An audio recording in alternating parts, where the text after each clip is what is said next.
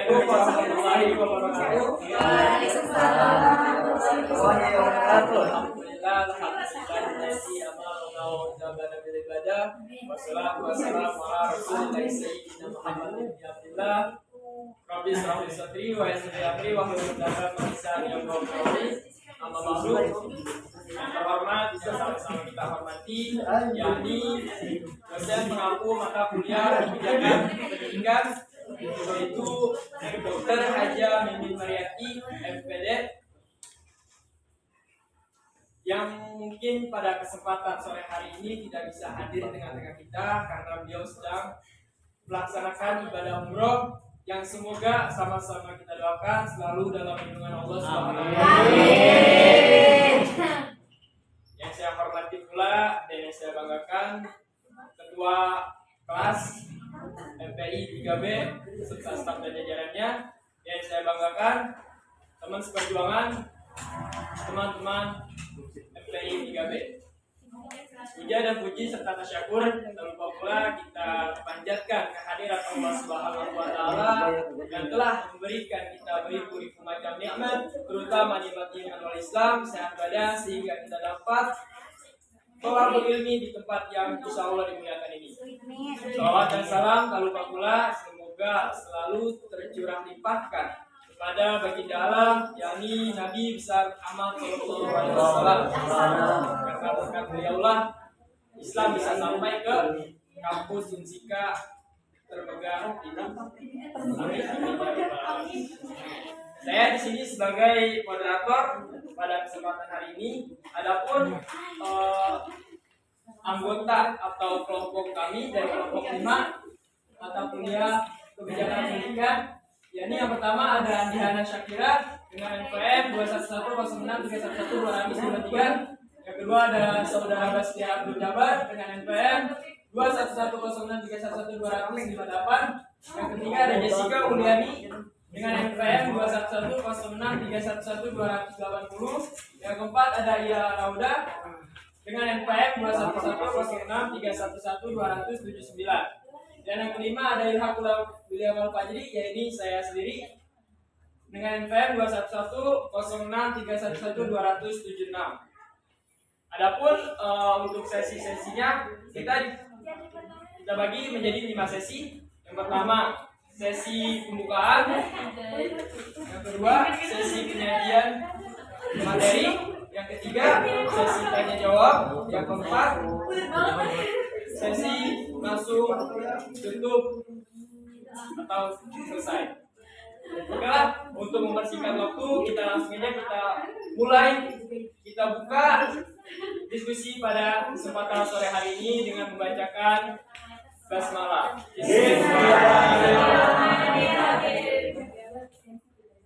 Oke, untuk sesi selanjutnya yakni penyajian materi, yang insyaallah penyajian materi yang pertama akan disampaikan oleh saudari Andihana Syakira. Kepadanya saya persilakan.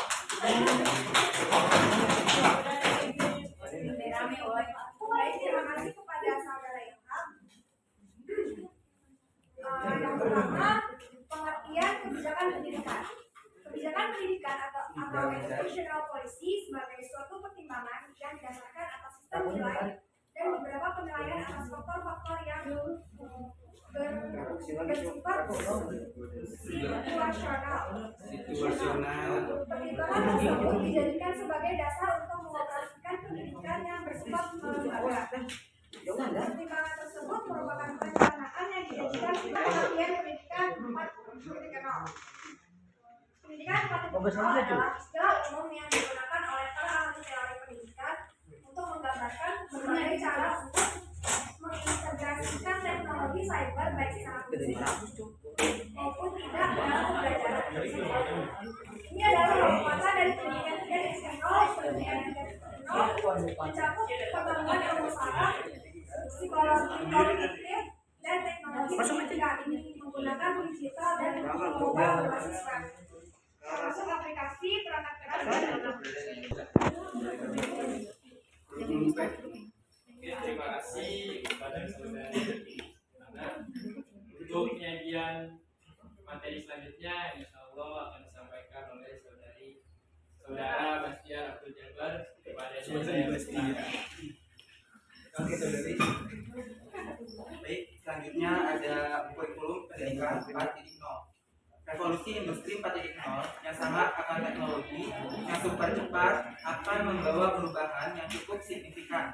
Salah satunya terhadap sistem pendidikan di Indonesia. Perubahan dalam sistem pendidikan tentunya akan berdampak pula pada rekonstruksi kurikulum para guru sebagai tenaga pendidik dan pengembangan teknologi pendidikan yang berbasis ICT. Ini adalah tantangan baru untuk merevitalisasi pendidikan guna menghasilkan orang-orang cerdas yang kreatif dan inovatif serta mampu berkompetisi secara global. Penyelarasan pembelajaran dalam tataran praktik yang disesuaikan pada konstruksi kurikulum menjadi fokus pertama. Penyelesaian pekerjaan rumah dalam bidang pendidikan industri 4.0. Tantangan pada dunia pendidikan dalam menghadapi industri 4.0 adalah penanaman nilai-nilai pendidikan yang perlu dikembangkan. Pendidikan nilai mengajarkan generasi muda tentang value dan moral yang seharusnya dimiliki. Pendidikan nilai ditunjukkan untuk mencegah antara lain meningkatkan kasus kejahatan, degradasi moral dan penggunaan obat-obatan terlarang oleh generasi muda. Baik, selanjutnya akan kembalikan kepada moderator. Terima kasih kepada saudara Bastian atas materinya. Untuk pemaparan materi selanjutnya yakni disampaikan oleh saudari Indira Lauda, kepadanya saya persilakan. Baik, lanjut saja pada bagian E, yaitu kebijakan pendidikan baru di era sekarang. Sejak menduduki kursi kepemerintahan sebagai Menteri Pendidikan dan Kebudayaan atau biasa disingkat menjadi Mendikbud Indonesia, Nadiem Anwar Makarim mulai merancang berbagai gebrakan untuk memajukan dunia pendidikan Indonesia. Ia mencetuskan sistem pendidikan bernama Merdeka Belajar. Rancangan sistem pendidikan ini terdiri dari bermacam strategi yang memasukkan peran seluruh pemangku kepentingan pendidikan untuk menjadi agen perubahan. Strategi yang disusun untuk mendukung gerakan Merdeka Belajar ini terdiri dari 10 kebijakan pendidikan baru, hasil pembaharuan dari sistem gerakan sebelumnya. 10 kebijakan tersebut tertuang dalam Peta Jalan Pendidikan Indonesia 2020 sampai dengan 2030. Kompetensi dan skill guru di era revolusi 4.0. Besar revolusi industri 4.0 ini memberikan pengaruh yang besar pada berbagai bidang. Namun, tidak untuk 3 bidang profesi berikut, yaitu ada bidang pendidikan atau guru, bidang kesehatan seperti dokter, perawat, dan kimia seperti peran guru secara utuh sebagai pendidik, pengajar, dan juga pembimbing.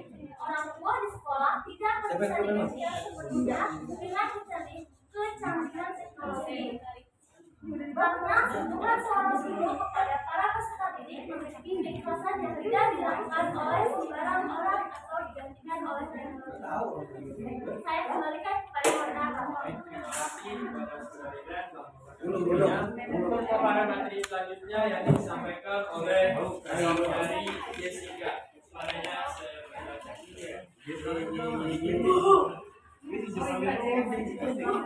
selanjutnya menurut hemat penulis sikap atau skill lainnya yang perlu dimiliki guru dalam menghadapi era industri 4.0 adalah antara lain bersahabat dengan teknologi, kerjasama atau kolaborasi, kreatif dan mengambil resiko, memiliki selera humor yang baik, mengajar secara utuh atau holistik.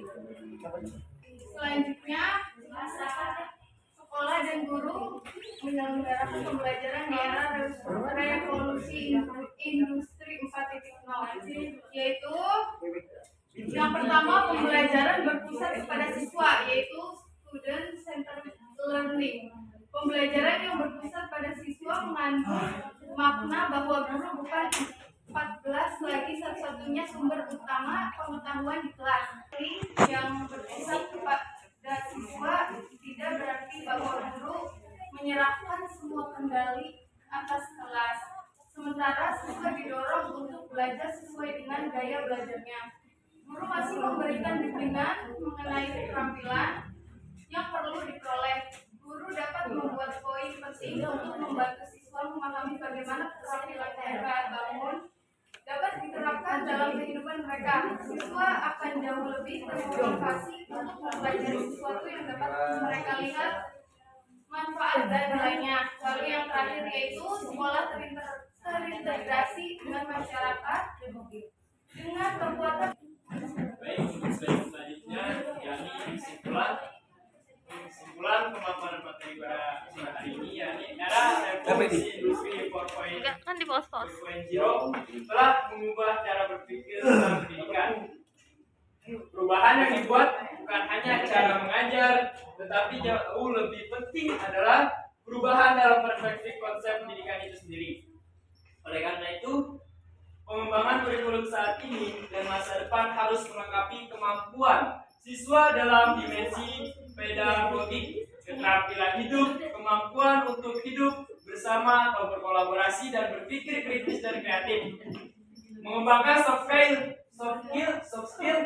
dan transversal skill serta keterampilan tidak terlihat yang tidak terkait dengan bidang pekerjaan dan akademik tertentu, namun berguna dalam banyak situasi kerja seperti keterampilan interpersonal, hidup bersama, kemampuan menjadi warga negara yang berpikiran global dan literasi media dan informasi. Demikian penyajian materi dari kelompok 5 mata kuliah kebijakan pendidikan. Untuk sesi selanjutnya, apabila ada teman-teman kelas MPIB yang ingin ditanyakan, dipersilakan. Untuk penanya pertama cukup 3 penanya. Saya Fernanda ingin bertanya, bagaimana pengaruh revolusi industri 4.0 pada bidang pendidikan? Baik, terima kasih atas pertanyaannya dari Yudha Yudha.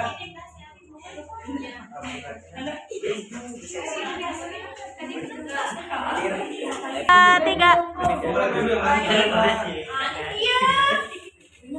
Bas.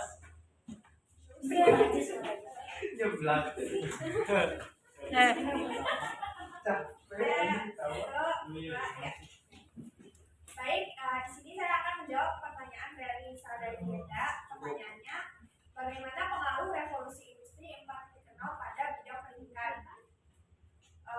Bidang pendidikan sangat berkaitan dengan revolusi industri 4.0 yang dapat dimanfaatkan untuk mendukung pola belajar dan pola berpikir serta mengembangkan pendidikan inovasi kreatif dan inovatif dari peserta didik guna mencetak generasi penerus bangsa yang unggul dan mampu bersaing. Bagaimana untuk jawabannya? Apakah sudah cukup? Ya cukup, terima kasih. Baik, terima kasih. Tiga. Kepada teman-teman sekalian, untuk yang ada bertanya, dipersilakan. Tiga. Untuk teman-teman yang ingin bertanya lagi, dipersilakan. Silakan. Assalamualaikum warahmatullahi wabarakatuh. Waalaikumsalam.